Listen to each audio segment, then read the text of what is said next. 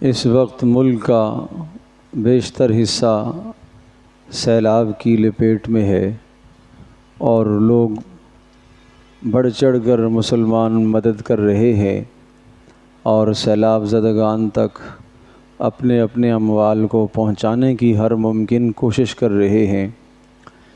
اس خیر کے عمل میں ہر آدمی کوشش کر رہا ہے کہ میرا بھی حصہ پڑ جائے، تو ضروری یہ ہے کہ ہم کچھ آداب سمجھ لیں تاکہ یہ ہمارے دیے ہوئے عطیات، صدقات اور اموال اللہ کے ہاں قبول ہو جائے۔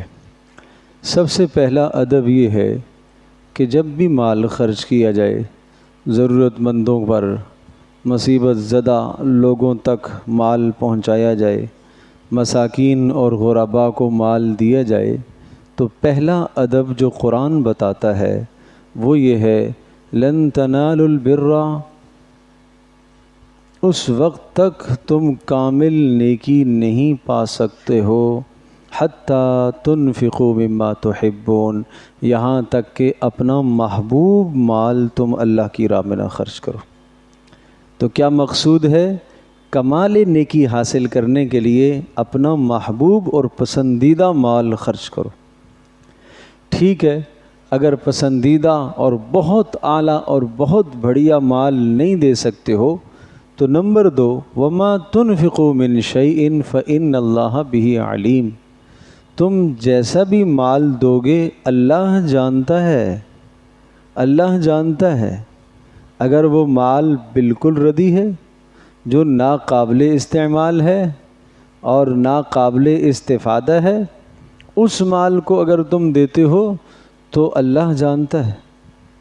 انفقوا من طیبات ما کسبتم ومما اخرجنا لکم من الارض، پاکیزہ مال اللہ کی راہ میں خرچ کرو، اور ولا تیمموا الخبیث منہ تنفقون ولستم بآخذیہ الا ان تغمضوا فیہ، ایسا گھٹیا اور ردی مال مت دیا کرو کہ اگر اس قسم کا گھٹیا اور ردی مال تمہیں دیا جائے تو تمہیں لیتے وقت ناگواری ہو، یہ کیسا مال دے رہا ہے مجھے، ایسا مال کسی اور کو مت دو۔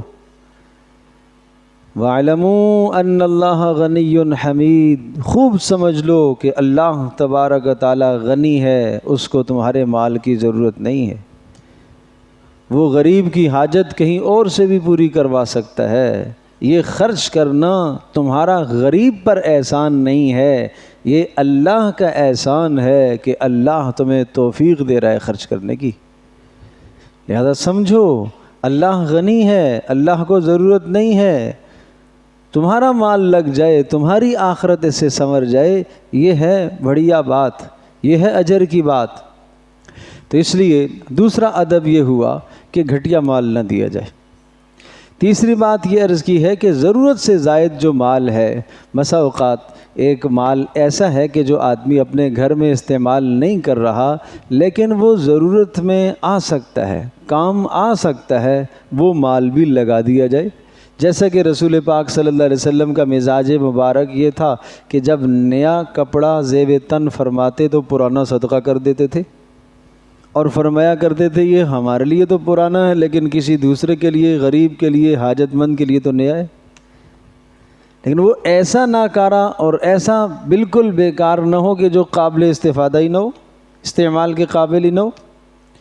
تو اس لیے اگر استعمال شدہ مال کوئی آدمی دیتا ہے، کپڑے دیتا ہے، بستر دیتا ہے، جوتے دیتا ہے، تو پھر اس بات کا خیال رکھے کہ وہ مال قابل استعمال ہونا چاہیے۔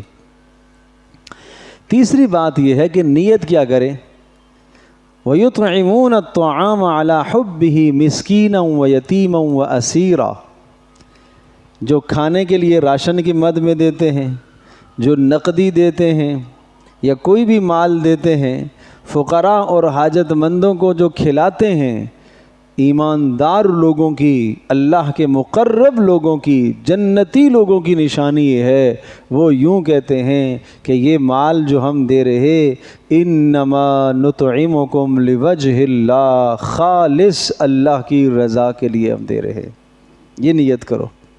لا نرید منکم جزاء ولا شکورا، ہم یہ مال دے کر، یہ تعاون کر کے ہم تم سے جزاک اللہ کا مطالبہ بھی نہیں کرتے، شکریہ کا مطالبہ بھی نہیں کرتے، جزاک اللہ کا مطالبہ بھی نہیں کرتے، شکریہ کا مطالبہ بھی نہیں کرتے۔ ٹھیک ہے، جزاکم اللہ خیرہ کہنا چاہیے، فقیر کو، حاجت مند کو کہنا چاہیے، لیکن ہم اس کا مطالبہ نہیں کرتے۔ یہ ہے جنتی لوگوں کی نشانی، اور یہ ہونی چاہیے نیت کہ مال جب خرچ کریں تو اس نیت کے ساتھ مال خرچ کریں کہ صرف اللہ کی رضا حاصل ہو جائے اور اپنی آخرت سنور جائے۔ یہ مال خرچ کرنا میری ضرورت ہے، میری آخرت سنور جائے۔ اتقوا النار ولو بشق تمرۃ، اپنے آپ کو جہنم کی آگ سے بچاؤ مال خرچ کر کے، اور اگر اور کچھ نہ ملے تو ایک کھجور کو 2 ٹکڑے کرو، اس کا ایک ٹکڑا جو ہے وہ بھی اللہ کی راہ میں خرچ کرو، یہ آدھا ٹکڑا بھی جہنم سے بچنے کا ذریعہ بن سکتا ہے۔ یہ بات میں اکثر عرض کیا کرتا ہوں، اسلام میں کثرت تو نہیں ہے، کثرت نہیں ہے، کثرت عمل نہیں ہے، حسن عمل ہے۔ جس آدمی کے بہت زیادہ عمل، بہت زیادہ اس نے مال خرچ کیا، نہیں، حسن عمل ہے، خوبصورت عمل، اور عمل خوبصورت بنے گا صحیح نیت سے، نیت درست ہوگی عمل خوبصورت بنے گا۔ نمبر 2، حلال مال سے دیا جائے گا تو عمل خوبصورت بنے گا۔ نمبر 3، صحیح مصرف میں جائے گا تو عمل خوبصورت بنے گا۔ اس لیے صحیح خیالداری کے ساتھ دو، اور جن جن اداروں پر آپ کو اطمینان ہے، اعتماد ہے، اور ان اداروں سے بھی میری درخواست ہے کہ وہ بہت احتیاط کے ساتھ خرچ کریں۔ اللہ کے ہاں جواب دے ہونا ہے سب کو، اللہ کے ہاں ایک ایک پائی کا حساب ہوگا، ایک ایک ذرے کا حساب ہوگا۔ حضرت عمر بن خطاب رضی اللہ تعالی عنہ کے سامنے کسی علاقے سے، جب علاقے فتح ہوئے، مشک اور عنبر یہ خوشبوئیں ہیں، یہ خدمت میں پیش کی گئی اور وہ تقسیم کرنی تھی مسلمانوں میں۔ حضرت عمر بن خطاب رضی اللہ تعالی کی اہلیہ نے فرمایا کہ اگر آپ مجھے اجازت دیں تو میں اس کو کاٹ کاٹ کے تقسیم کرنے کا اہتمام تیار میں کر لیتی ہوں۔ تو فرمایا اس خوشبو سے، اس مشک سے استفادہ کرنا، فائدہ حاصل کرنا آپ کے لیے جائز نہیں ہے۔ تو اہلیہ نے کہا کہ میں لگاؤں گی تو نہیں، فائدہ تو نہیں حاصل کروں گی، میں کیا کروں گی؟ تقسیم کرنے کے لیے اس کو تیار کر دوں گی، کاٹ کاٹ کے بنا دوں گی۔ تو فرمایا بھائی خوشبو سے استفادہ تو سونگھنا ہی ہے، جتنی دیر تم اسے بناؤ گی تو اتنی دیر سونگھو گی تو فائدہ تو حاصل کرو گی، اور یہ فائدہ حاصل کرنا تمہارے لیے جائز نہیں ہے۔ کس قدر احتیاط تھی، کس قدر احتیاط تھی، کس قدر احتیاط ہے۔ تو اس لیے بہت احتیاط کی ضرورت ہے، بہت زیادہ احتیاط کی ضرورت ہے، ایسے اموال میں خیال رکھا جائے۔ اسی طرح سے جو لوگ زکوٰۃ دیتے ہیں ایسے مواقع میں، اور جو لوگ زکوٰۃ کا مال لے کر مستحقین تک پہنچانے کی کوشش کرتے ہیں، بہت اچھی طرح سے ذہن نشین فرمائیں، کوئی دو رائے نہیں، اس وقت خدمت خلق بلا امتیاز کرنی چاہیے، انسانوں کی خدمت کرنی چاہیے، مسلمانوں کی بھی، غیر مسلموں کی بھی خدمت کرنی چاہیے، یہ بات اپنی جگہ پر ہے، لیکن پیسے میں فرق ضرور رکھنا چاہیے، پیسے میں فرق ضرور رکھنا چاہیے۔ اگر زکوٰۃ کا مال ہے تو زکوٰۃ کا مستحق صرف مسلمان ہے، غیر مسلم نہیں ہے۔ نمبر 2، زکوٰۃ میں 3 باتوں کا درست ہونا ضروری ہے تو زکوٰۃ ادا ہوگی۔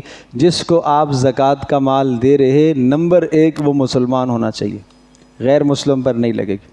نمبر 2، وہ مستحق زکوٰۃ ہو، مصیبت زدہ تو ہے، سیلاب تو آیا ہے، گھر بہہ گیا ہے، لیکن اگر اس کے پاس اتنا مال، اپنا بینک بیلنس موجود ہے جس سے 52.5 تولہ چاندی خود خریدی جا سکتی ہو اور وہ مقروض بھی نہ ہو، تو پھر یہ تو مستحق زکوٰۃ نہیں ہے۔ گھر تو گر گیا اس کا، لیکن اتنا مال اس کے پاس موجود ہے تو مستحق زکوٰۃ تو نہیں ہے۔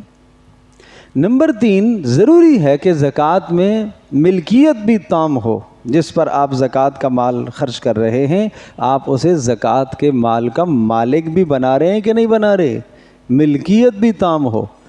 تو یہ مسائل سیکھنا جاننا بہت ضروری ہے۔ زکوٰۃ کے معاملے میں نے عرض کیا 3 باتوں کا خیال کریں۔ ایک تو زکوٰۃ مسلمان پر خرچ کرے، دوسرا ملکیت کا خیال کرے کہ اس کو ہم نے مالک جو بنایا ہے ملکیت تام ہوئی ہے کہ نہیں ہوئی ہے، اور تیسرا وہ مستحق زکوٰۃ بھی ہے کہ نہیں ہے۔ یہ بات ہوگی تو آپ کی زکوٰۃ کی رقم ادا ہوگی۔ اور جو نفلی رقمیں ہیں تو وہ تو چلو اگر وہ مستحق زکوٰۃ نہیں بھی تھا تو نفلی اموال سے اس کی مدد کرنا تو کوئی حرج نہیں ہے۔ اسی طرح سے غیر مسلم تھا، اس کو اپنے دیگر اموال سے آپ نے مدد کر دی تو کوئی مذائقہ نہیں ہے۔ لیکن زکوٰۃ کے حوالے سے حساس ہونا بہرحال ضروری ہے کہ جو شریعت کے اصول اور ضابطے ہیں ان اصولوں اور ضابطوں کے اندر رہتے ہوئے آپ انفاق آپ خرچ کریں گے تو یہ اللہ کے ہاں یہ آپ کا عمل قیمتی بنے گا، اور یہ جہنم سے خلاصی کا ذریعہ بنے گا، اور آپ کی دنیا اور آخرت کو سنوارنے کا یہ عمل ذریعہ بنے گا۔ اگر اخلاص نہ ہوا عمل بیکار، حلال مال سے نہ دیا تو بھی مشکل ہے۔ اسی طرح سے جناب ریاکاری کی نیت ہوئی، احسان جتلایا، برتری جتلائی تو بھی کچھ بھی نہیں ہے، اور صحیح مصرف تک نہ پہنچ سکا تو بھی مشکل ہے۔ ان تمام کی تمام باتوں کا خیال رکھیں، جو شریعت کی حدود ہیں ان حدود کی پاسداری کرتے ہوئے عمل کریں۔ یہ خرچ کرنا عبادت ہے نا، تو عبادت تو پھر ان آداب کے مطابق کی جائے جو آداب شریعت نے بتلائے ہیں۔ اللہ پاک ہم سب کے لیے سمجھنا عمل کرنا آسان فرمائے۔